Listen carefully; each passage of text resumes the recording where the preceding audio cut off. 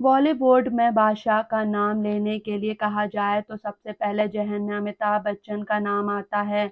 लेकिन अमिताभ के दौर में एक सितारा था जो बहुत तेज़ी से उभर रहा था।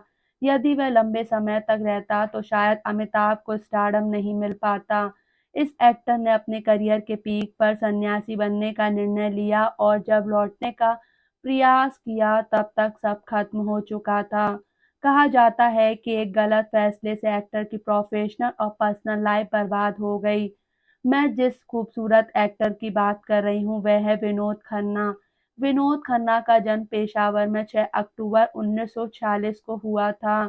सुनील दत्त ने विनोद की प्रतिभा पहचानी थी और साल 1968 में उन्हें फिल्म मन का मीत में काम करने का मौका दिया था। विनोद ने करियर की शुरुआत में नेगेटिव किरदार से की और इसके बाद वे हीरो बनकर उभरे। 1971 में विनोद ने एक्टर के तौर पर फिल्म हम तुम और वो की। इसके बाद इम्तिहान, अमर अकबर एंथनी, मुकद्दर का सिकंदर जैसी फिल्मों ने उन्हें खूब फेम दिलाई। विनोद खन्ना बॉलीवुड में नई पहचान बना चुके थे और उनके पास कई अच्छी फिल्मों के प्रस्ताव थे। अमिताभ बच्चन और अन्य समकालीन अभिनेताओं को वे कड़ी टक्कर दे रहे थे, लेकिन करियर के पीक पर उन्होंने 1982 में फिल्म से ब्रेक लेकर ओशो की शरण में सन्यासी बनने की घोषणा कर दी थी।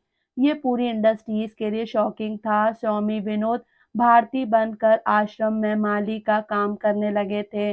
1986 में जब यूएस में ओशो का आश्रम बंद हुआ तो एक बार फिर विनोद मुंबई लौटे, लेकिन तब तक पूरी तस्वीर बदल चुकी थी। आश्रम से लौटने के बाद विनोद इंसाफ, कुर्बानी, दयावान, चांदनी जैसी फिल्मों में नजर आए।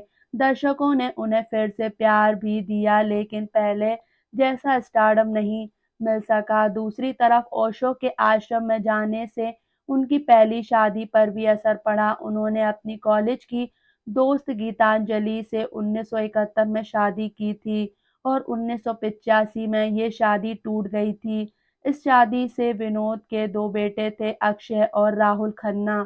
साल 1990 में विनोद ने कविता से शादी की थी। कविता और विनोद के एक बेटा और एक बेटी हुए, जिनके नाम साक्षी और श्रद्धा खन्ना हैं। 27 अप्रैल 2017 को 70 साल की उम्र में विनोद खन्ना का निधन हो गया था। विनोद के चारों ही बच्चे एक्टिंग की दुनिया में किस्मत आजमा चुके हैं। सिर्फ अक्षय खन्ना को बॉलीवुड में फेम मिली, बाकी सभी इतना नाम हासिल नहीं कर सके। खबरों की माने तो साक्षी ने प्रोडक्शन की दुनिया में कदम रख लिया है, वहीं श्रद्धा के बारे में ज्यादा जानकारी नहीं है।